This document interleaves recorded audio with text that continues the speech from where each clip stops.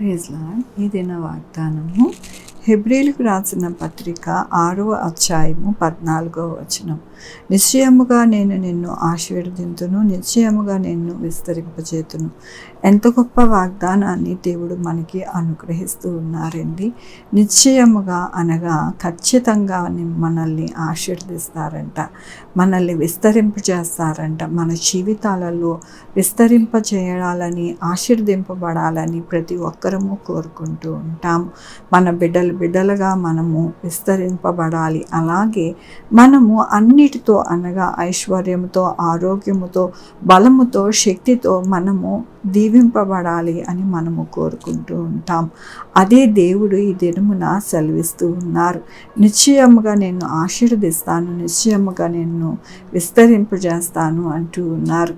దేవుని యొక్క వాక్యములోను విశ్వాసము చేతను, ఓర్పు చేతను వాగ్దానములను స్వతంత్రించుకున్న వాళ్ళని పోలి నడుచుకున్నట్లు మీలో ప్రతివాడు మీ నిరీక్షణ పరిపూర్ణమగునట్లు నిమిత్తము మీరందరి కొరకు అనగా ఆసక్తిని తుదమట్టుకు కనపరచవలనని ఆపేక్షించుచున్నాము. అవునండి, దేవుని యొక్క వాక్యము ఏమని సెలవిస్తూ ఉన్నది అని అంటే, మనము వాగ్దానములను స్వతంత్రించుకోవాలి. ఎలా స్వతంత్రించుకోవాలి అని అంటే, మనము విశ్వాసము చేత, ఆయన యొక్క పరిపూర్ణత చేత మనము వాటిని ఆపేక్షించే వారిగా మనము ఉండాలి.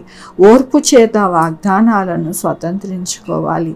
మన నిరీక్షణతో దేవుని యందు ఆయన కృపను వేడుకుంటూ ప్రతిదినము స్వతంత్రించుకోవాలి అని దేవుడు సెలవిస్తూ ఉన్నారు.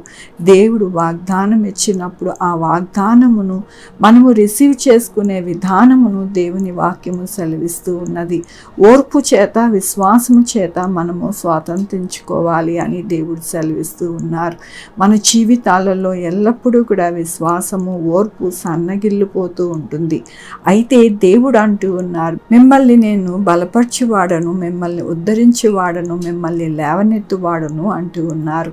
కాబట్టి మన జీవితాలలో ఆయనే సమస్తమును చేసే దేవుడని విశ్వాసముతో, ఓర్పుతో ఆయన వైపు చూసినప్పుడు సమస్త కార్యాలు మన జీవితంలో జరుగుతాయని మనకి దేవుడు సెలవిస్తూ ఉన్నారు. మరి మనం ఎందుకు దిగులు పడుతూ ఉంటాము, మనం ఎందుకు బాధపడుతూ ఉంటాం, మనం ఎందుకు మరి తొందరపడుతూ ఉంటాము అని మనల్ని మనము చెక్ చేసుకుని దేవుని యందు ఆసక్తితో మనము ఆయన వైపు చూసినప్పుడు నిశ్చయముగా మనం ఆశీర్వదింపబడతాం, నిశ్చయముగా మనం విస్తరింపబడతామని మనము ఖచ్చితంగా ఈ దినమున దేవుడు మనకి మాట్లాడుతూ ఉన్నారు. కాబట్టి మన యొక్క జీవితాలలో మనము దేనికి కూడా భయపడక, దిగులు పడక ఆయన వాగ్దానములను స్వతంత్రించుకునేలాగున మన జీవితాలు కట్టబడాలని మనము ప్రార్థనతోనూ ఆయన యొక్క వాక్యములోనూ మనము నడవాలని ఈ దినమున దేవుడు మనతో మాట్లాడుతూ ఉన్నందుకు దేవునికి వందనాలు చెల్లిస్తూ ఉన్నాను. ఈ దినమున పుట్టినరోజు, పెళ్లి రోజు,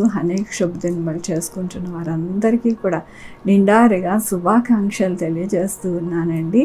మీ జీవితంలో ఆశీర్వాదము, ఆయన కృప, ఆయన బహుమానము, ఆరోగ్యము అన్నీ కూడా మీకు అనుగ్రహించబడును గాక. ప్రార్థించుకున్నామండి. యెహోవా దేవా, నా తండ్రి, నా ప్రభా, మీ కృపా కనికరస్తాను బట్టి నీకు వందనాలు, స్తుతులు, స్తోత్రం చెల్లించుకుంటున్నాను. గొప్ప దేవుడుగా మీరున్నారు నా ప్రభా. నాయన నిశ్చయముగా మిమ్మల్ని ఆశీర్దిస్తాను, నిశ్చయముగా మిమ్మల్ని విస్తరింపజేస్తాను అంటూ ఉన్నారు. వాటిని మేము స్వతంత్రించుకోవడానికి మాకు నాయన విశ్వాసము, ఓర్పు, సహనము మాకు అనుగ్రహించి మేము సంపూర్ణముగా మా జీవితాలకి నాయన వాగ్దానాలను స్వతంత్రించుకోవడానికి సహాయం చేయండి నా ప్రభా. ఇదేను మన పుట్టినరోజు, పెళ్లి రోజు, అనేక శుభదినములు చేసుకుంటున్న వారందరినీ దీవించండి, ఆశీర్వదించండి ప్రభా. బహుమానాలు ఇవ్వండి నాయన. మా కొరకు ప్రార్థించమన్న వారిని, వారి యొక్క బిడ్డలకి, వారికి నీ తోడై ఉండండి. వారి యొక్క చదువుల్లో తోడై ఉండండి, ఆరోగ్యంలో తోడయండి, బిజినెస్లో తోడై ఉండండి, వ్యాపారాలలో తోడై ఉండండి, ఉద్యోగాల్లో తోడై ఉండండి.